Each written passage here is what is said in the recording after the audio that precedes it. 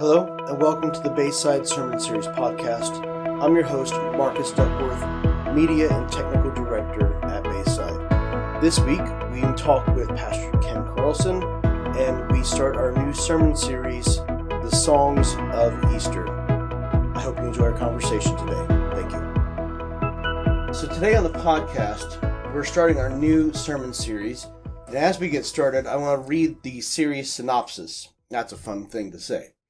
700 years before Jesus stepped into human history, the prophet Isaiah wrote about a mysterious servant of the Lord who would come to bring the promised hope and restoration of Israel and the nations.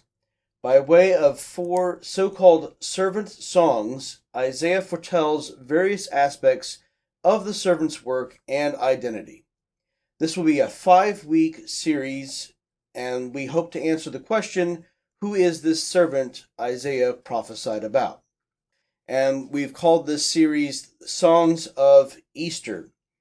But, Pastor Ken, you started in Matthew. Why did we start there? Is there a practical application or a homiletical value to starting in the New Testament? Yeah, good question. So, the reason I wanted to start in Matthew is because the way it's always hard when or it's a challenge. It could be a little more of a challenge when you're introducing a sermon series. So especially in Isaiah. Yeah, especially in Isaiah, right? We just finished Daniel. I know. Now let's go to Isaiah. At least we're not going verse by verse through Isaiah. At least yet. Maybe one day. I would love to do that. That's a big book, though.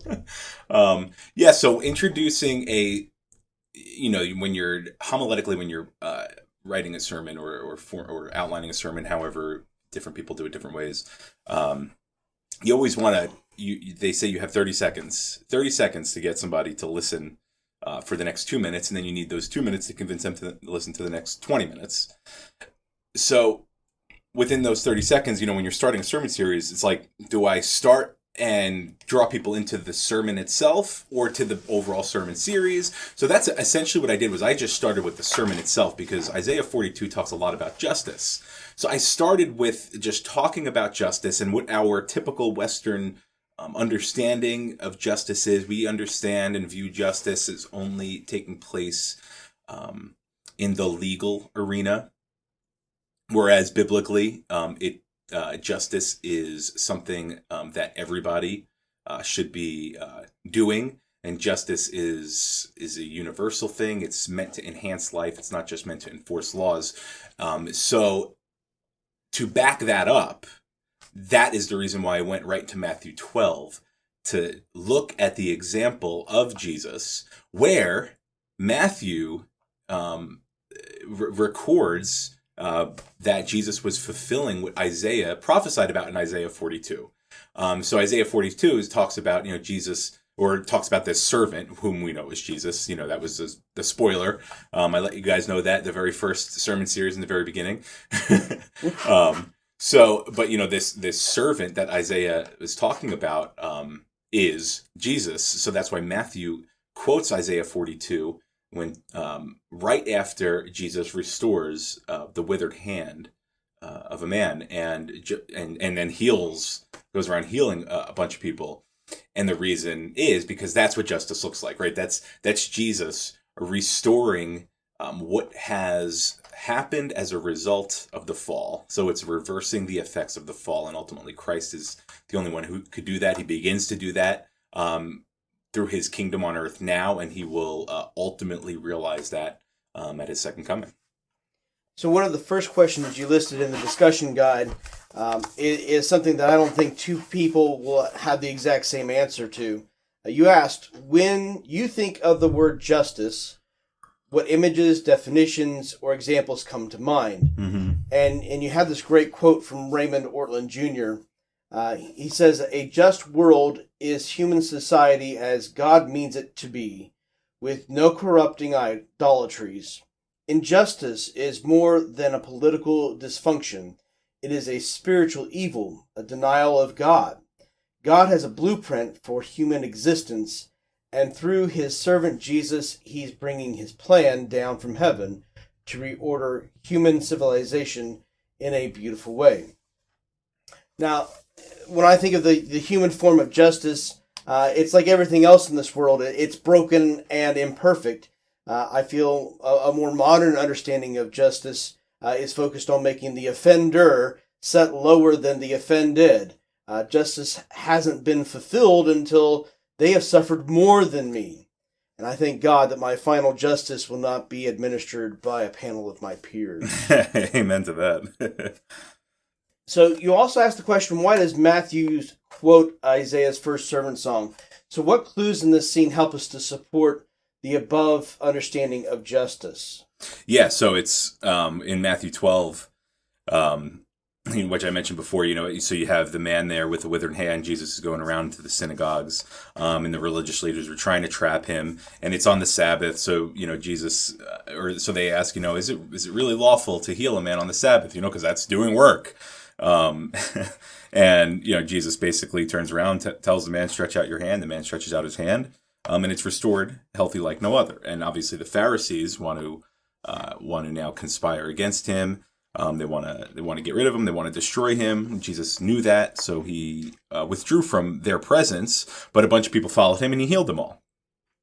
And he ordered them not to make him known because the time was not yet ready for Jesus, for his full identity to be revealed. Because you know how that was going to end up. But that was all right. But then Matthew says after he did all of that, it says this was to fulfill what was spoken by the prophet Isaiah. And then Matthew goes and quotes Isaiah 42, the first 4 verses there. So that's, so the whole idea there being that's what justice looks like. Justice looks like restoring a man's withered hand. It looks like making whole what was broken and lost and corrupted and damaged by sin and the fall. In that case, it was looked like Jesus healing a person's body, a person's spirit. So that is just a beautiful example of what justice looks like. It's not just legal. It's not just something that happens in the realm of law and politics. It's something that all of God's children should understand how Jesus fulfilled this, but then also how, as extensions of Jesus, as his current servants in the world. Jesus was the servant of the Lord, and the church, is a modern day servant. So how do we, as servants of the Lord, the church being a servant of the Lord, go and promote justice and do justice? And I think the best example that we have is do what Jesus did. Now, our big idea for the week was that only Jesus can make right all we've made wrong. And our 2 supporting points from the sermon were that A, Jesus is gentle enough to restore the broken, and B, that Jesus is strong enough to redeem the lost. Let's spend a little time unpacking how these 2 ideas can influence our daily lives. Jesus is gentle enough to restore the broken. He is the antithesis of toxic masculinity. And as a husband and father, my life verse should not be Mark 11:15, where Jesus goes and cleanses the temple. That wasn't the focus of his earthly ministry. Jesus wasn't out every Friday night picking fights with people who needed saving. He didn't heal every sick or lame person in Jerusalem when he was there. Acts chapter 3 is a reminder of that. The lame beggar that was at the gate every day. And Jesus was in the same temple when he was there, but he did not heal that person in that moment. He waited. There was a particular time set in line so that Peter and Paul, in Acts chapter 3, would go and heal that man at a later date. So these characteristics Jesus modeled for us is to be meek and lowly. That's another Ortlund book. It's not Raymond, but it's his brother Dane. Yes, yeah, gentle and lowly. Yep. Gentle and lowly. And to treat others with love and kindness. I don't think the Ortlunds have a book called Love and Kindness yet. That's probably next year. Maybe if they listen to this, they will. Maybe, we'll see. One of the quotes from Isaiah is that a bruised reed he will not break. Now, when we look at our parenting techniques, this is something we should be applying as we are correcting our children. Now, this is not the verse of the Bible that was used for me, of course.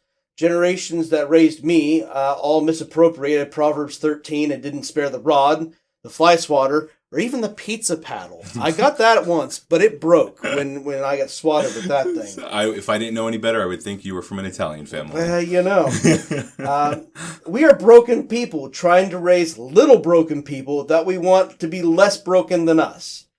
Another thing is when we have a bad day or our spouse has a bad day, we shouldn't complain about what has or has not been done. But remember that Jesus wouldn't put out a faintly burning wick. And so, those two quotes there from Isaiah about how Jesus has his approach to people, that is the best example we have. And the second point, that Jesus is strong enough to redeem the lost. Something about verse 1 that stands out to me is the emphasis of my. How many times the message from God is saying my? This is my servant, my chosen. My soul delights in this. My spirit, I'm putting my spirit in him. This is God's doing. Jesus didn't go AWOL. God sent him to bring justice to the earth, but not the same way God sent King David to bring justice for Israel, which is what led to some confusion about the true nature of Messiah's first coming. Jesus is not doing this in his own strength, and neither can we. Our strength comes from Yahweh, and Isaiah gives him a lengthy title in verse 5 as the God who created the heavens and stretched them out, who spread out the earth and what comes from it, who gives breath to the people on it and the spirit to those who walk in it. That is a huge, long title for who God is. And it says everything you can about him. Yep. Creator, sustainer, giver of life, giver of spirit. It's all of it, all encompassed in that verse 5. Now, in verses 5 through 9, we are given a few more details about what the mission of this servant will be. 1, he's a covenant. He's not a conqueror. He is to heal people and set prisoners free. Not physically, but we're talking about those who sit in spiritual darkness. When we get this phrase in verse 9, behold, the former things have come to pass, and new things I now declare. Now, that's a phrase that happens quite a bit throughout the Bible. What does that usually point to? Oftentimes that's oftentimes a clue to the new covenant, a little cue to that, and you see that in a couple verses before that. He says, I will give you as a covenant for the people, a light for the nations. And he says, behold, the former things have come to pass, and new things I now declare. Before they spring forth, meaning before this new covenant happens, before all this stuff talks about this servant, before this all happens, I'm telling you of them now. So it's just a beautiful picture there of God just communicating, like, hey, these things haven't happened yet, but I'm letting you in. I'm tearing a little hole through the veil of time space so you can peer through and see what's going to happen in the future, and I'm letting you know them now before they spring forth. I'd like to kind of diverge just a minute as we're talking about the example that we should be following in Jesus. So this is one of my favorite stories from the Old Testament. It's found in 1 Samuel chapter 25. First off, the chapter starts on a sad note. It just plainly says, now Samuel died. Period. Now there's 6 more chapters left in 1 Samuel and a whole other book. But the man is dead. Anyhow, David at this point is hiding from Saul, but has a small group of warriors surrounding him, about 400 men following him around. They're hanging out in the wilderness and watching over this guy's field. His name is Nabal. Now, Nabal didn't ask for David and his army to protect his sheep or his men, but David wants to be rewarded for his good deed. So David sends a request to participate in one of the parties that Nabal is throwing, and David's request was met with disdain and rejection. And do you remember David's response? Tell me. Everybody get your swords, we're going to go kill him. Now, it was Nabal's wife, Abigail, that had to step in and stop David from killing her husband. David's response to Abigail was rather boastful, and he said, blessed be the Lord, the God of Israel, who sent you this day to meet me. Blessed be your discretion, and blessed be you who have kept me this day from blood guilt and from working salvation in my own hand. For as surely as the Lord, the God of Israel, lives, who has restrained me from hurting you, unless you had hurried and come to meet me, truly by morning there had not been left to Nabal, not such as one male. Now, here's some of the interesting things happening. Abigail later told her husband about how her actions saved all of their lives. And the dude had a heart attack on the spot and dies 10 days later. Then, David, being the gentleman that he was, went back to marry Abigail. So here's how it concludes the story. When David heard that Nabal was dead, he said, "Blessed be the Lord who has avenged the insult I received at the hand of Nabal, and has kept back his servant from wrongdoing. The Lord has returned the evil of Nabal on his own head." So, what was the point of this story? That men should listen to their wives? No, that's not the point of this story, but it's a good one. Was it to not let your pride get in the way of how we deal with others? No. Was it that God will reward you with a beautiful wife for not killing a rude people? Now, it actually says that Abigail was quite beautiful, but that wasn't the point either. Was it that God will avenge you even when you do stupid things? No. The point is that our best example for dealing with others is Jesus, God's servant who declares justice quietly and humbly. You know, David is known for being a man after God's own heart, but he still had pride issues. He still had heart issues. And even though God blessed him tremendously, he was still an idiot from time to time. That is true. which gives us hope, right? It does. But you see David here being a little bit like the mafia here. He's like, I'm going to do for you this favor, and I want to be rewarded for the favor I'm doing you by protecting your people. Yeah, that's definitely one kind of justice there. Yeah. And there is an element, obviously, where as believers, we want to see justice served, but across the board. It's because it's God's will that governments are just.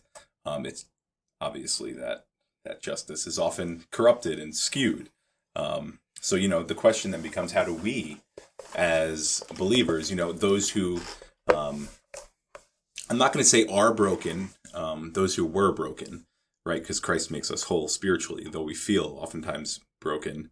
So how do we, as those who have been made whole, who have been restored, who have been redeemed, who have been revived by Christ, how do we then be instruments of His justice?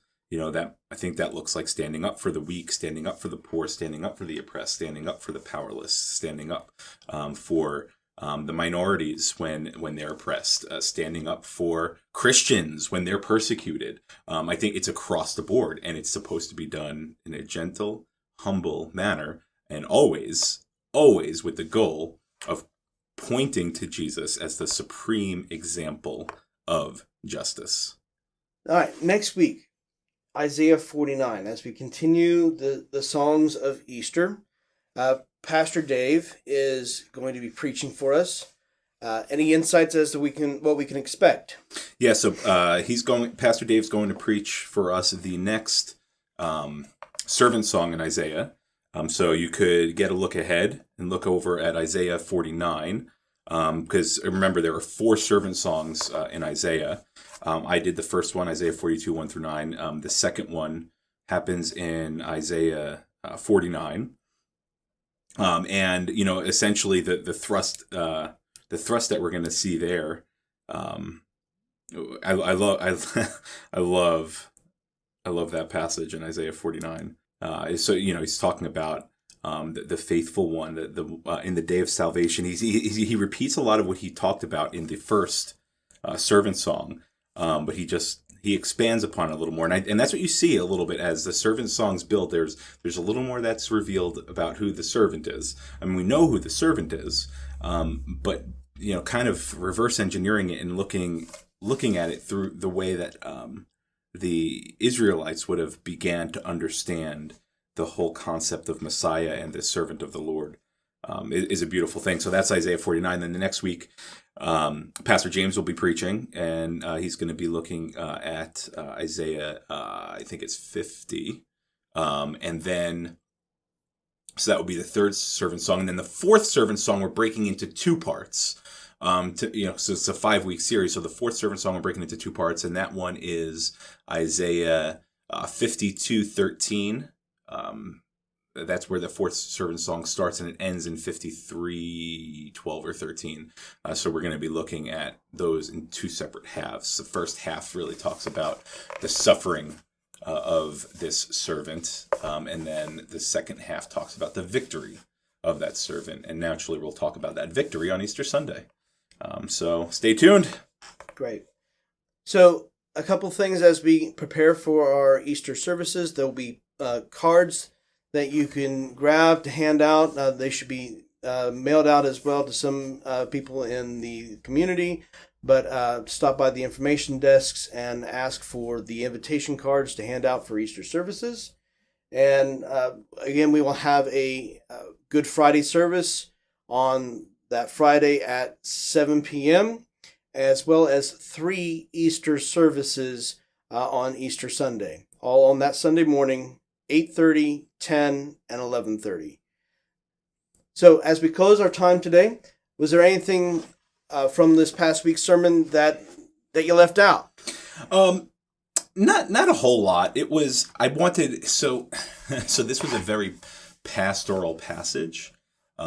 So the way I preached it was very pastoral. It wasn't, anything necessarily deep and, so much to uncover and discover, and yet there was, but in its simplicity. So it was very pastoral, but, some of the things that you could see parallels as you go through all of these servant songs. So example 42, when, God says, behold my servant, this is my chosen one, this is the one whom I uphold, this is the one in whom my soul delights. You see that, like a lot of that in the baptism of Jesus.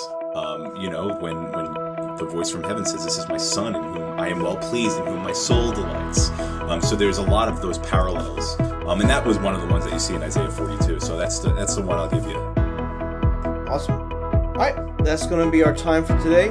Thank you very much for listening, and I hope you have a blessed week. Thank you.